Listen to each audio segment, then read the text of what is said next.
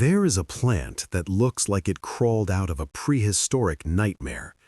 Imagine a stem covered in thousands of neon orange spikes, sharp enough to pierce through a gardener's gloves. These thorns are not just on the branches, they line the undersides of the leaves. They encircle the flowers. They even armor the husk that protects the fruit itself. It looks like a torture device designed by nature, a botanical weapon. If you saw this growing in a modern field, you would instinctively reach for the herbicide. You would assume it is a dangerous, invasive weed that needs to be destroyed before it hurts someone. But you would be making a tragic mistake. Inside that fortress of pain lies a fruit that defies logic. When you peel back the prickly husk, you find a berry that tastes nothing like a tomato. It is a burst of tropical sugar, a collision between a sour cherry, a kiwi, and a sweet lychee. It is called Morelle de Balbis, the Litchi Tomato. It is a plant that demands blood in exchange for sugar, and for those brave enough to grow it, it offers something even more valuable than flavor. It possesses a secret biological power that can cleanse your soil of its deadliest enemies. Why has modern agriculture tried to erase this plant from existence? Because it cannot be tamed by machines. Welcome to ancestral soil. The archive opens in the rugged scrublands of South America, specifically the unforgiving terrains of Paraguay, Argentina, and Brazil. To understand this plant, you must first understand the family it comes from, the nightshades, the Solanaceae. This is the same family that gave us the potato, the eggplant, the pepper, and the tobacco plant. But while its cousins became the polite, domesticated stars of the vegetable garden, the Litchi tomato remained the black sheep. It is a botanical chimera, a monster made of spare parts.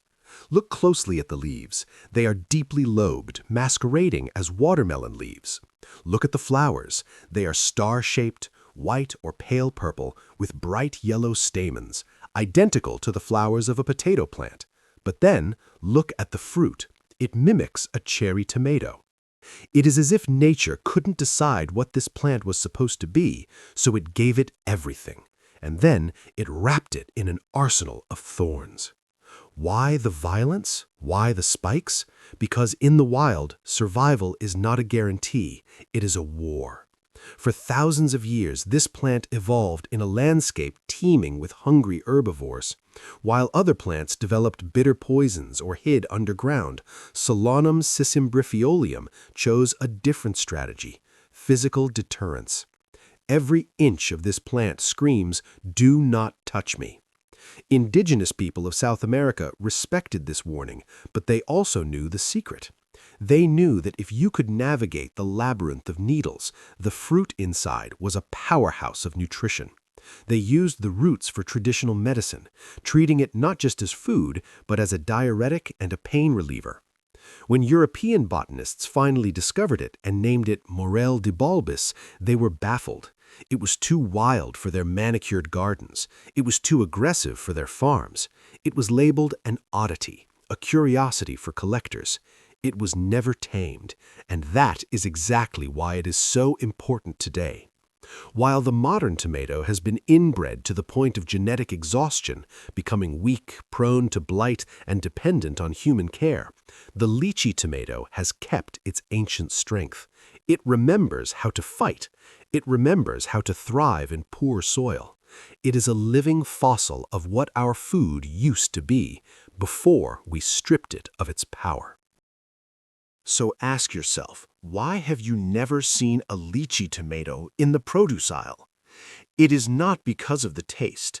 The flavor is exquisite, a complex balance of tart cherry and tropical sweet cream that puts the watery supermarket tomato to shame. The reason is simple. This plant refuses to be industrialized. Modern agriculture is built on speed, uniformity, and the tyranny of the conveyor belt. It demands crops that can be harvested by massive machines, tossed into bins, and shipped halfway across the world without bruising. The lychee tomato is the nightmare of the industrial machine. Its thorns would shred the rubber belts of a mechanical harvester. Its delicate husk, which must be peeled by hand, slows down the processing line. It demands human interaction. It demands care. And in a system that values efficiency over quality, care is too expensive. So the industry declared war on it. They didn't ban it, they simply erased it. They replaced it with the genetic monotony of the standard red tomato, smooth, tough-skinned, and utterly tasteless. We traded flavor for shelf life. We traded nutrition for convenience. But while we were busy engineering the perfect, shiny, thornless vegetable, we forgot something crucial. Thorns are not just a nuisance, they are a sign of strength. And by removing the wildness from our food, we made our crops weak. Listen closely. This is where the story changes from history to biological warfare. While the lychee tomato was ignored by the supermarkets, scientists began to notice something strange happening in the soil where it grew.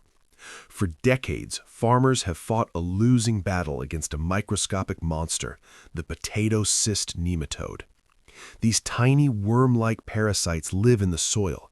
They are the vampires of the agricultural world.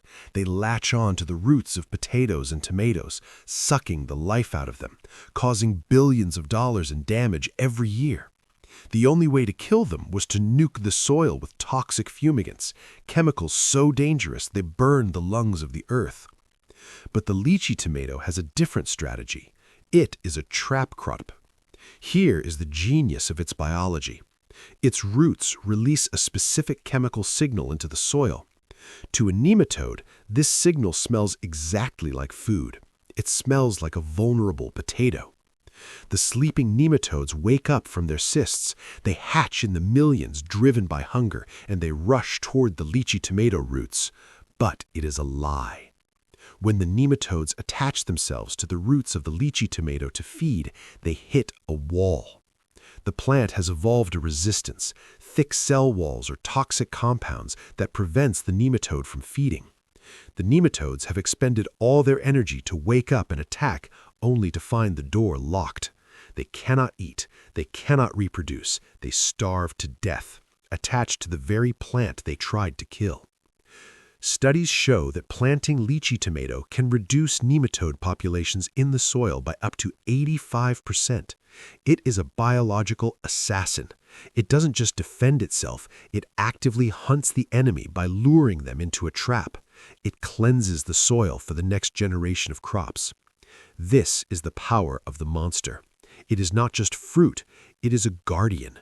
It does what tons of chemical pesticides fail to do, simply by being its wild, thorny self. So how do you invite this monster into your garden? You do not plant the lychee tomato, you unleash it. This is not a delicate herb that needs babying. It is a beast. Give it space. It will grow 5 feet tall, thick and unruly, branching out like a chaotic sculpture of spikes. You will need strong stakes. Think of them as cages for a wild animal to keep it upright when the heavy rains come. But here is the survival rule. Respect the thorns. Do not approach this plant in shorts or sandals. When harvest time comes, wear thick leather gloves. Welding gloves are best. If you are careless, it will make you bleed. It demands your full attention. But it gives back more than it takes. While your standard tomatoes shrivel and die at the first sign of frost, the lychee tomato stands its ground. It laughs at the cold, surviving temperatures down to 26 degrees Fahrenheit, -3 degrees Celsius. It keeps producing, keeps fighting, long after the rest of your garden has turned to compost. And then there is the reward. The fruit is ready when the spiky husk bursts open, revealing a deep, shiny red sphere. It pulls away easily from the stem, offering itself to you. Pop one into your mouth, raw. The skin snaps, the juice explodes. It is not the savory taste of a vegetable. It is the sweet, tart shock of a sour cherry, followed by the creamy, floral perfume of a lychee. It is complex, It is wild. It tastes like something that hasn't been diluted by mass production. In a world of seedless watermelons and thornless blackberries, growing the Litchi tomato is an act of rebellion. It reminds us that nature is not always soft. Real food has defenses. Real food has character. And sometimes the sweetest rewards are guarded by the sharpest thorns. The industry rejected it because it was too hard to handle. But you are not a machine. You have hands, you have patience, and you have the right to taste what they have forgotten. Plant the monster, heal the soil, taste the wild. This is ancestral soil.